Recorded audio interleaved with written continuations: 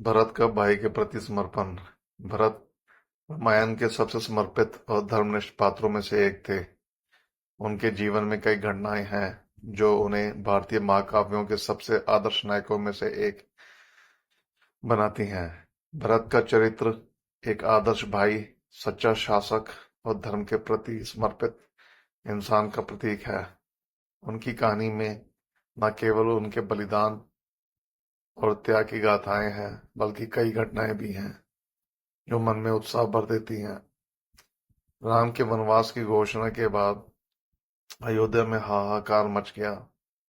जब भरत ने यह बात सुनी कि उनकी मां कैकेयी ने राम को वनवास दिलाया है, तो वह सन्न रह गए।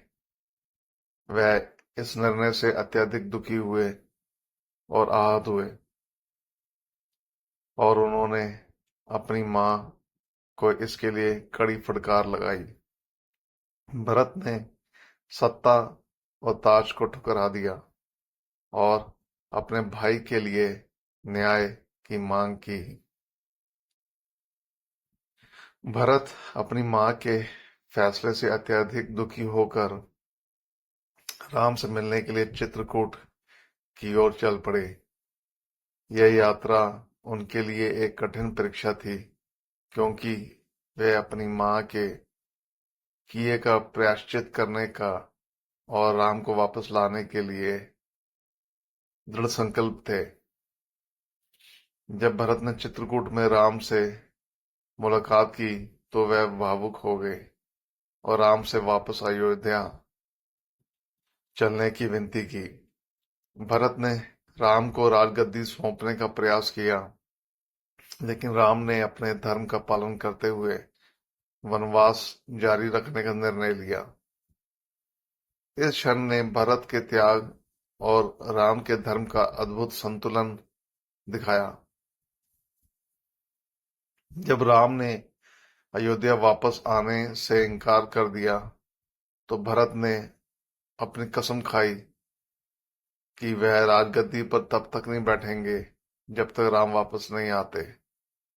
भरत ने राम की चरण पादुका को राजगद्दी पर स्थापित किया और स्वयं राजमहल से बाहर निवास करना शुरू कर दिया। उन्होंने सत्ता को ठुकराकर धर्म और भाईचारे को प्राथमिकता दी। भरत ने अपने भाई के वनवास के समांतर एक प्रतीकात्मक वनवास किया। उन्होंने राजमहल को छोड़कर नंदीग्राम में रहना शुरू कर दिया, जहां उन्होंने सामान्य जीवन व्यतीत किया। यह घटना एक मोड़ थी जहां भरत ने दिखाया कि वह अपने भाई के साथ समान त्याग के रास्ते पर चलने को तैयार हैं। भरत ने राम की अनुपस्थिति में अयोध्या का रामकाज संभालने का कठिन कार्य किया। उन्होंने राम की चरण पादुका के माध्यम से शासन किया और हर निर्णय को राम के धर्म और न्याय के अनुसार लिया। भरत न केवल एक भाई के रूप में आदर्श थे, बल्कि एक शासक के रूप में भी वह धर्म और न्याय के प्रति पूर्णतः समर्पित थे। लंका युद्ध की खबर जब अयोध्या तक पहुंची, तो भरत को राम और लक्ष्मण की सुरक्षा की चिंता सताने लगी। वह अयोध्या छोड़कर राम के पास जाने का विचार कर रहे थे, लेकिन उन्होंने धैर्य बनाए रखा और अपने कर्तव्यों का पालन किया। राम के वनवास की समाप्ति के दिन निकट आ रहे थे, लेकिन भरत की प्रतीक्षा एक कठिन परीक्षा बन चुकी थी।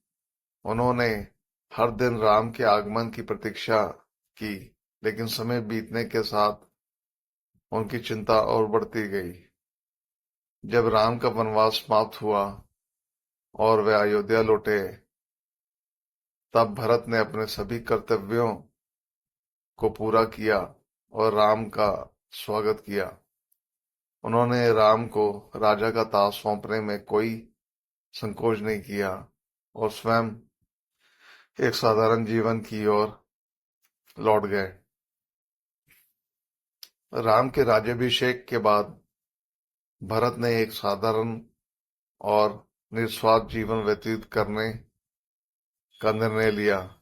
उन्होंने ये साबित कर दिया कि सत्ता और वैभव से बढ़कर उनके लिए धर्म और भाईचारा है। भरत ने अपने जीवन के हर मोड़ पर साहस, धैर्य और कर्तव्य का परिचय दिया। उनके जीवन में आए हर पल ने उन्हें एक आदर्श व्यक्ति बना दिया। धन्यवाद। सब्सक्राइब करें।